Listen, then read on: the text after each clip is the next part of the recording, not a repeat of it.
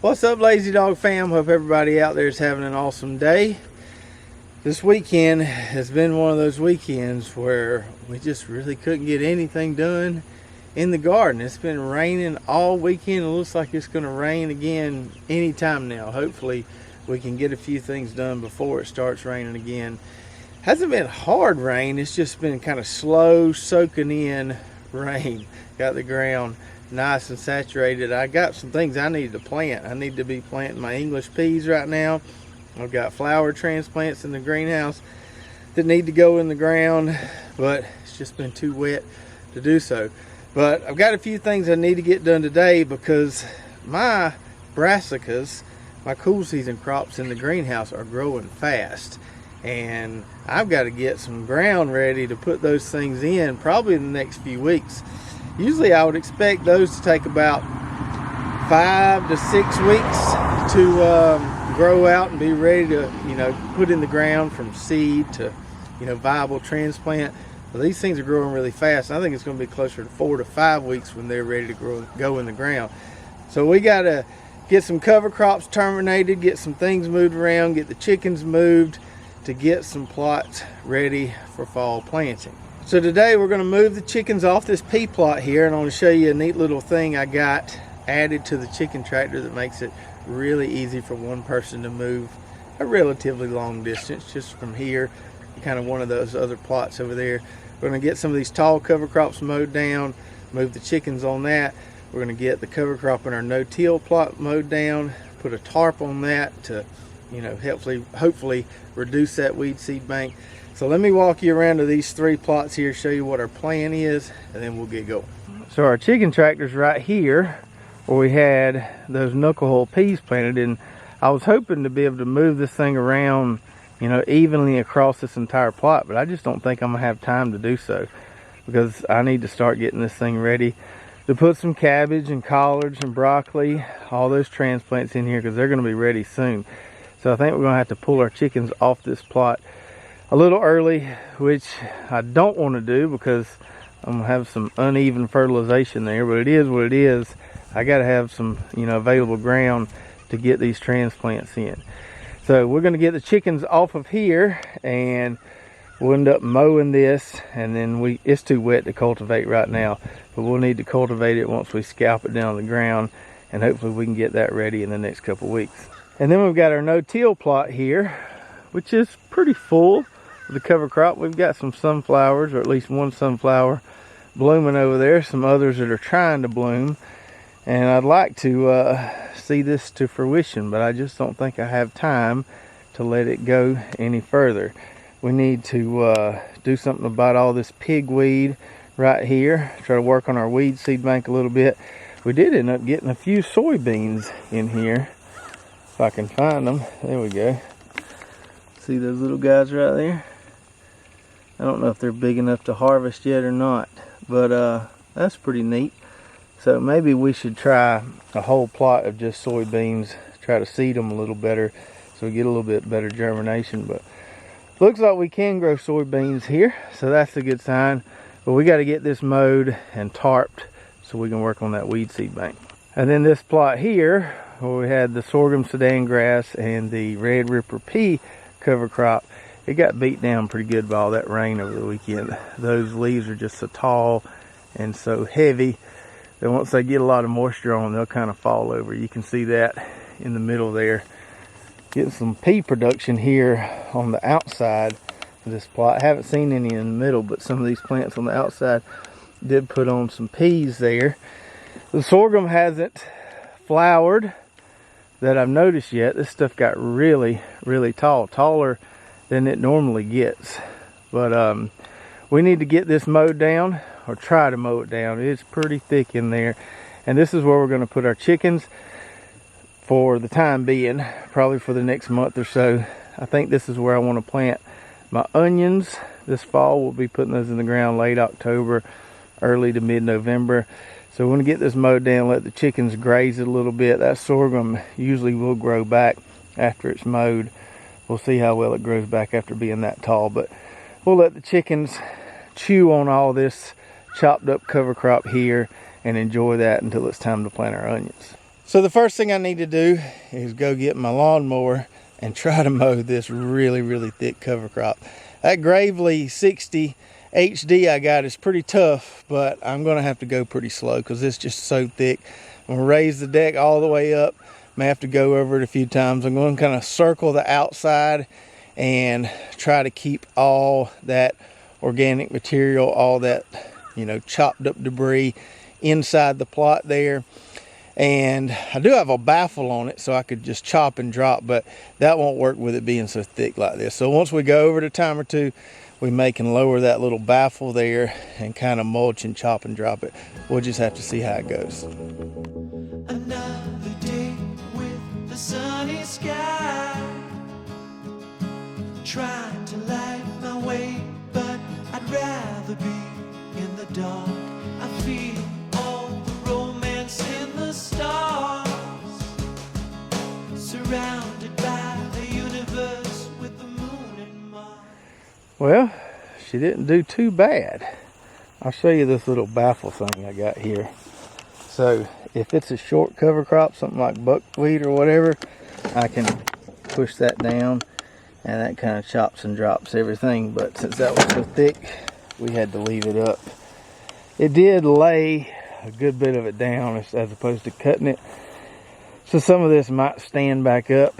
We probably have to come in here and mow it again once it starts growing back a little bit in the next week or so. But a ton of good biomass over there to continue to cover that soil, suppress weeds, and the chickens should enjoy chewing on that a while. I don't imagine the peas will grow back, but some of that sorghum sedan grass may grow back there. But you just can't beat that cover crop pairing for, you know, green manure and all kind of other things. It's just my go-to summer cover crop. So let's go over there and check on the chickens and see if we can't get them moved over here to this. So our chickens in here are growing fast, eating good. They're getting used to their new pen and started using the ramp, started using that little nesting area right there to hide from the rain when it gets rough around here. And they've been doing a pretty good job eating this vegetation in the garden. As they get bigger, they'll be able to really do some damage. Let me show you this new thing we've got. It's going to make it easier to move this pen from plot to plot. So this thing is called a chick lift, and it's basically like a little hand truck, but it stays attached to the chicken tractor here. It just bolts in the bottom there. It's got two rubber wheels on it that roll pretty good. Now I did have to, you can't see it, I did have to shim it up with a piece of plywood because this is designed to go into a 2x4, not a 2x2. So I had to shim that up a little bit. We got it to work, and I also didn't reinforce this brace good enough. You can see my 2x2 right there broke on me, so I had to reinforce it with a couple 2x4s, but it's good to go now. I should have did that to start with, but you live and learn. So this thing right here is pretty neat, and if you're watching on YouTube, I'll put a link below to where you can find one of these. But let me show you how it works. So to raise this thing, all you do is put your foot on it here, and it locks into place just like that. And you can see it's got it lifted up enough to move it, but not enough where the chickens can get out. And like I said, these wheels here roll pretty good. And when you're ready to let it back on the ground, you just put your foot on it a little bit, lift that up, set it back down on the ground, just like that. So let's see if we can move this guy over to where we just mowed.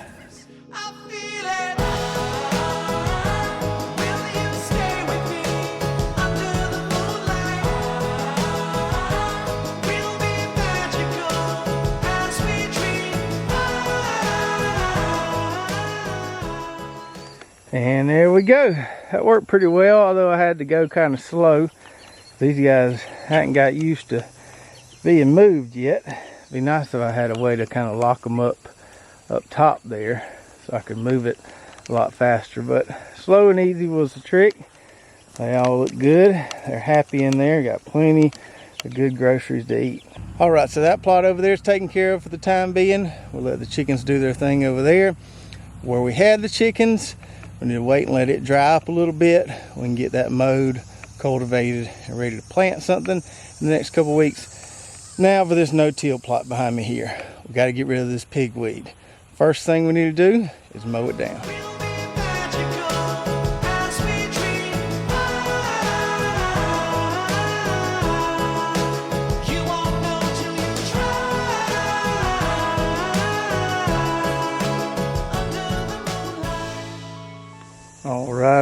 All right. So I mowed that a good bit closer than I did that one over there, mainly because of these sunflower stalks in here.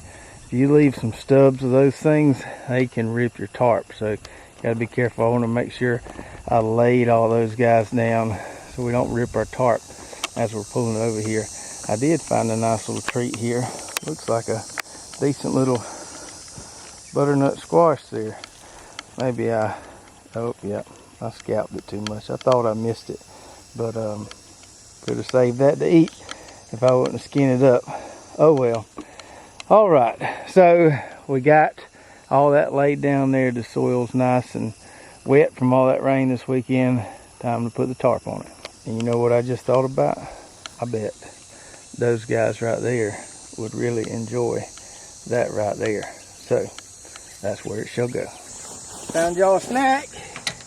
Y'all want a snack? There you go. Peck on that a little bit. I bet it'll be good. Will you stay with me under the moonlight?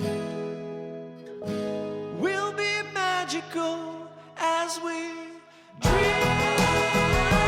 Will you stay with me under the moonlight? We'll be magical as we dream. You won't know till you try.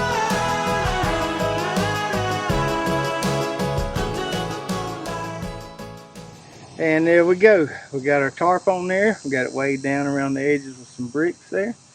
And so what that tarp will do is it will keep any of that remaining vegetation that was in there, anything that would grow back from being cut that low, it will keep it from regrowing. And it will create a moist environment there for those seeds, all those weed seeds that are on top of that soil there. It will force them to germinate. But once they germinate, they're going to die because obviously there's no light there.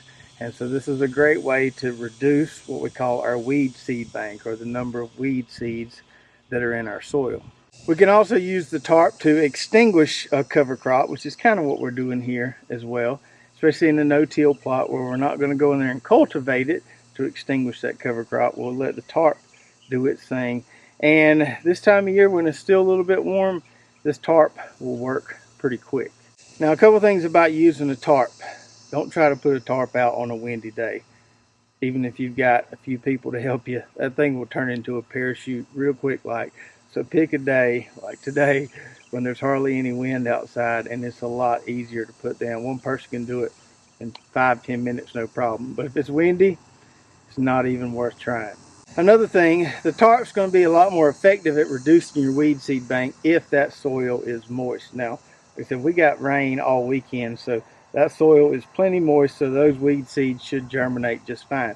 But if for some reason you were doing this and it had been super dry, it's a good idea after you mow it, run an overhead sprinkler on it, wet it down good before you put that tarp on there. The tarp will dry out the soil a little bit. Now, some people wonder, will the tarp just completely nuke all the biology in your soil? From my experience, it doesn't do that. It gets warm underneath there, warm enough to force that seed germination, but it doesn't just nuke all your soil biology there. And like I said, it works better if it's wet. Now, what I may do in a couple weeks is pull back that tarp, make sure it's still nice and moist under there. I might run over it with a wheel hoe one time just to kind of reshuffle the weed seed bank there, or the weed seeds that are in the soil that haven't germinated, wet it down, put the tarp back over it for a few more weeks, because I've got probably at least 4 or 5 weeks before we need to put some onions or maybe some garlic in here. So, you know, if you're tarping for a long period of time, it's a good idea to pull it back every now and then. Check and make sure the soil is still nice and moist. If it isn't, you know, wet it down with an overhead sprinkler, put the tarp back on and let it continue to do its thing. And I know some of you out there are thinking, well, will just any tarp work, or does it have to be a special kind of tarp? This tarp here is 6 mil black plastic, UV resistant. I've had this one for 3 or 4 years now, and it's just as good as new. So you want to make sure you get a heavy duty, at least 6 mil and UV resistant tarp. A regular old camping tarp will not work. It's got to be heavy duty like this. Now Hoss sells these that are cut into smaller pieces. That's where these come from. You can find bigger rolls at some of the agri supply stores, but they are massive and heavy. I think those are like 100 by 60, and they're really, really heavy. But you might can find one of those and cut it to length if you have an odd garden shape.